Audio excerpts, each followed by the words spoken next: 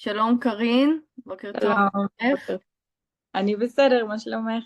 בסדר. קודם כל אני רוצה לברך אותך על סיום קורס CRA שעברת אותו בהצלחה כן, וקיבלת תעודה מטעם חברת GCP, אז כל הכבוד. תודה. ובואי נשמח לשמוע על עצמך קצת, מה למדת, למה החלטת לעשות את הקורס. אז אני למדתי ביולוגיה, זה התואר הראשון שלי. זה מאוניברסיטת תל אביב, עשיתי אותו, והמשכתי לתואר שני בבריאות הציבור, גם כן. מהאוניברסיטה, ואני כרגע לסיום, כאילו לקראת סיום את התזה והתואר שני.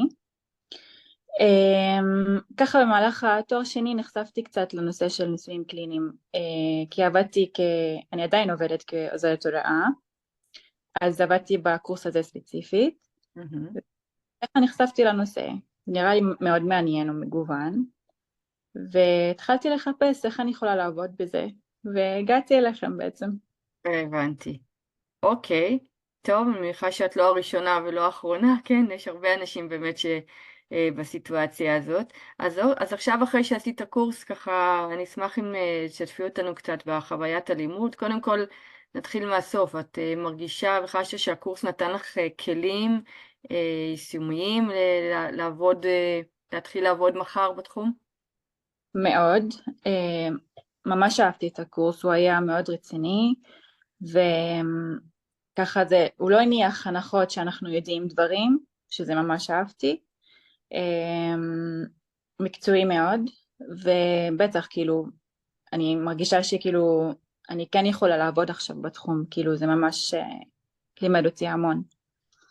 אוקיי, יופי. תגידי, והשילוב בקורס של הלומדה, שיש לכם את הזמן שלכם לעשות, בשילוב עם ההרצאות בזום, שהוא לו"ז יותר כמובן קשיח, אהבת את זה? זה היה נוח? סביר להניח אם זה לא היה בזום, לא הייתי נרשמת, כי לא קל להגיע לשיעורים פרונטליים, נסיעות וזה, זה לא קל, כן, מאוד הייתי רוצה. הלומדה, מה שאהבתי שכאילו בזמן שלנו יכולנו לעשות אותה, אז כאילו אנחנו לא מחויבים בזמנים. מהמם. אז כן, האמת היה מאוד נוח, זה כאילו סוג השיעורים שאני אוהבת ומסתדרת איתם הכי הרבה, כאילו. יופי, אז לך זה ממש התאים. מעולה. תגידי, היו הרבה מרצים בקורס, הרי זה לא רק אני או רק רמי, אז איך בסך הכל התרשמת מהמרצים? הרגשת שכל המרצים היו קשובים, נתנו מענה לשאלות אם היו? כן, מאוד, הרגשתי שהם מאוד מקצועיים כולם, ככה היה חשוב להם שנבין והעבירו את החומר ממש טוב, וכן כאילו הרגשתי שהם אהבו שנשאל שאלות והם כן רצו לעזור, וממש אהבתי את זה גם. מצוין. טוב, אז תגידי, אז אני, כמו שהתחלת ואמרת שאת, יש לך תואר ראשון בביולוגיה ותואר שני בבריאות הציבור, אז יש לך איזה טיפים לאנשים שאולי עכשיו ישמעו אותך ומתלבטים, נמצאים באותה סיטואציה שאת היית לפני כמה חודשים, מתלבטים אם לעשות את הקורס או לא, מה היית ממליצה להם, או איזה טיפים היית נותנת להם? הייתי מאוד ממליצה על הקורס הזה, הרגשתי